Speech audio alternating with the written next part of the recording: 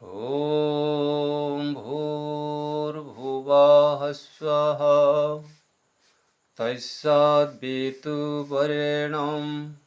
भर्गो देवस्य धीमहि धियो यो न प्रचोदयात्। ପିଲାମାନେ ଚାରୋଟି ଉପାୟରେ ବିଦ୍ୟା ଲାଭ କରାଯାଇଥାଏ। ଚତୁର୍ଭି ପ୍ରକାରୋ ବିଦ୍ୟାପଯୁକ୍ତା ଭବତି ଆଗମ କାଳେନଂ ସାଧୟ କାଳେନଂ ପ୍ରବଚନ କାଳେନଂ ବ୍ୟବହାର କାଳରେତି। ଚାରୋଟି ଉପାୟରେ ବିଦ୍ୟା ଲାଭ କରାଯାଇଥାଏ। ଆଗମ, ସାଧାୟ, ପ୍ରବଚନ ଓ ବ୍ୟବହାର କାଳ। ଆଗମ ଅଧ୍ୟାପକଙ୍କ ନିକଟରୁ ମନୋଯୋଗ ପୂର୍ବକ ସାବଧାନତାର ସହିତ ବିଦ୍ୟାଦି ଗ୍ରହଣ କରିବାର ସାମର୍ଥ୍ୟକୁ ଆଗମ କାଳ କହନ୍ତି।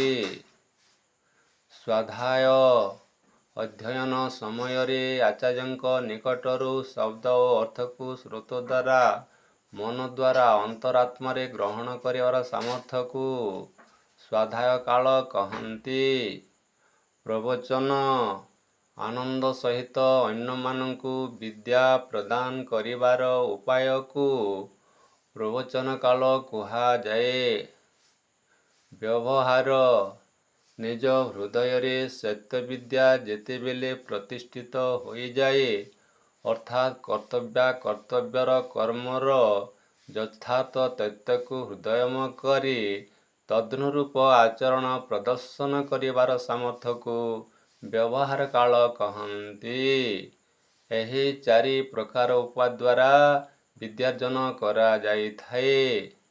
ପିଲାମାନେ ବିଦ୍ୟାର୍ଜନ ପାଇଁ ଚାରୋଟି କର୍ମ ମଧ୍ୟ କଥିତ ହୋଇଛି, ଯଥା ଶ୍ରବଣ, ମନନ, ନିଧିଧ୍ୟାସନ ଓ ସାକ୍ଷାତ୍କାର। ଶ୍ରବଣ ଆତ୍ମାକୁ ମନ ଓ ମନକୁ ଶ୍ରୋତେନ୍ଦ୍ରିୟ ସହିତ ଯଥାର୍ଥ ରୂପେ ଯୋଗ କରି ଅଧ୍ୟାପକଙ୍କ ନିକଟରୁ ଶବ୍ଦ ଓ ଅର୍ଥକୁ ଶ୍ରୋତ ଦ୍ୱାରା ମନ ଦ୍ୱାରା ଅନ୍ତରାତ୍ମାରେ ଗ୍ରହଣ କରିବାର ସାମର୍ଥ୍ୟକୁ ଶ୍ରବଣ କାଳ କହନ୍ତି। ମନନ ଅନ୍ତରାତ୍ମାରେ ଗ୍ରହଣ କରାଯାଉଥିବା ଶବ୍ଦ ଓ ଅର୍ଥକୁ ଏକାନ୍ତରେ ସୁସ୍ଥଚିତ୍ତ ହୋଇ ବିଚାର କରିବା ଉଚିତ ଯେ କେଉଁ ଶବ୍ଦ ସହିତ କେଉଁ ଅର୍ଥ ସହିତ କେଉଁ ଶବ୍ଦର ସମ୍ବନ୍ଧ ରହିଛି, ଏହି ଉଭୟଙ୍କ ସଂଯୋଗରେ କେଉଁ ଉଦ୍ଦେଶ୍ୟ ସାଧିତ ହେଉଅଛି, ତାର ବିପରୀତ ଆଚରଣ କଲେ କେଉଁପରି କ୍ଷତି ହେବ, ଏହି ସାମର୍ଥ୍ୟକୁ ମନନ କହନ୍ତି। ନିଧିଧ୍ୟାସନ ଯେଉଁ ଶବ୍ଦ ଓ ଅର୍ଥକୁ ଶୁଣି ମନ ମଧ୍ୟରେ ଉତ୍ପନ୍ନ ହୋଇଥିବା ବିଚାରଧାରାଗୁଡ଼ିକୁ ପ୍ରକୃତରେ ଯଥାର୍ଥ କି ନୁହେଁ, ସେସବୁକୁ ପରୀକ୍ଷା ନିରୀକ୍ଷା କରି ଦୃଢ଼ମନ ହେବାର ଯୋଗ୍ୟତାକୁ ନିଧିଧ୍ୟାସନ କାଳ କହନ୍ତି।